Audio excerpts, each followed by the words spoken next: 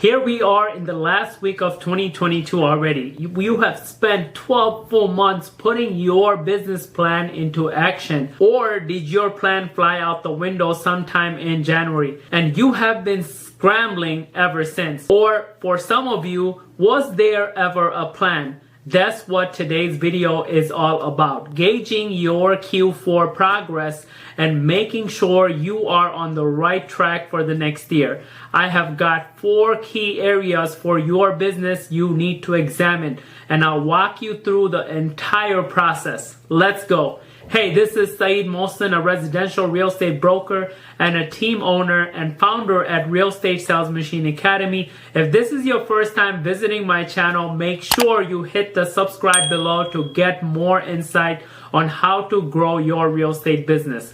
Q4 review step number 1. Review your 7 most important goals. Never forget, business is math. As long as you're tracking your numbers effectively, this review should be both fairly simple and extremely instructive. Reviewing your numbers and gauging your process will tell you what's working, what's not, what you need to do more, and so on. So the first step is evaluating your progress on 7 key goals. Number 1, conversations. How many times you talk to people is one of the most informative leading indicators of your success. What was your conversation goal for Q4? What was your actual result? Number 2, appointments. The more consistently you are creating conversations, the more consistently you will be setting appointments. Did you hit your Q4 appointment goals? Why or why not? Number 3, units closed. Are your efforts leading to closed transactions and happy customers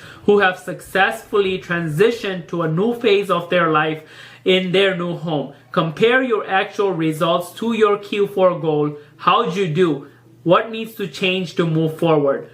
Number 4, GCI. All of the above will dictate how much income you have generated so far in 2022. Where are you in terms of closed transactions? What about pending? How do those numbers reflect against your goals? Number 5, sales volume. What's the dollar amount of real estate you closed in Q4? Have you surpassed your goal? Number 6, expenses. How much did it cost you to do business in Q4?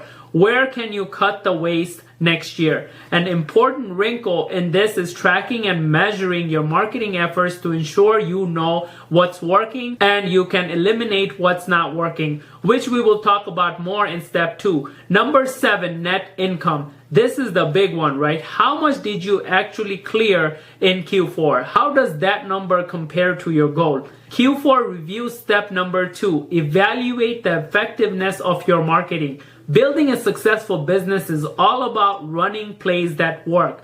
How many marketing plays are you utilizing as part of your 2022 business plan? For example, geographic farming, online leads, open houses, and so on. The next step in your quarterly review is to analyze each of those approaches so you can answer these important questions.